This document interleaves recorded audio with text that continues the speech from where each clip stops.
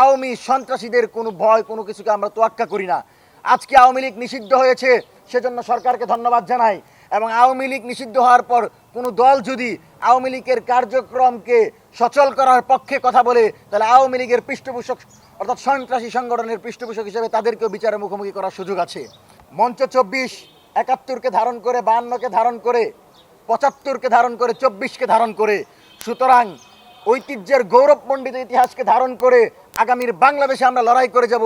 সেজন্য সুতরাং আমরা মনে করি কোনো দল সেই দুঃসাহস করবেন না। যারা গণহত্যা চালিয়েছে, যারা জুলাই আমার মা বোনদের উপর আঘাত করেছে, যারা আবু সাইদ ওয়াসিম মুগদের উপর গুলি করেছে, আজকে তাদের রায়ের ক্ষেত্রে 2 জনকে বলির পাঠা করে বাকিদেরকে মুক্তি দেওয়া হলো। এটা কি ধরনের তামাশা? আবু সাইদ হত্যার পেছনে তৎকালীন আইজিপি সহ পুলিশের ঊর্ধ্বতন কর্মকর্তারা জড়িত। শুধুমাত্র 2টা কনস্টেবলকে বলি দিয়ে এই মামলা আপনি শেষ করে দিবেন, এটা আমরা মেনে নিব না। আদালতকে সম্মান করি, কিন্তু আমরা এটাও বলতে চাই, গ্রেফতার করবেন, বিচারের নাটক সাজাবেন, জজ মিয়া নাটক সাজিয়ে 2-3 জনের উপর দিয়ে পুরো রায় চালিয়ে দিবেন, এটা কিন্তু ইনসাফ হবে না। এটার জন্য আমরা লড়াই করি নাই। সুতরাং আমরা মনে করি আবু সাইদের যে রায় হয়েছে সেই রায়ে আমরা সন্তুষ্ট না, এবং তার পরিবার ঠিক একই কথা জানিয়েছে।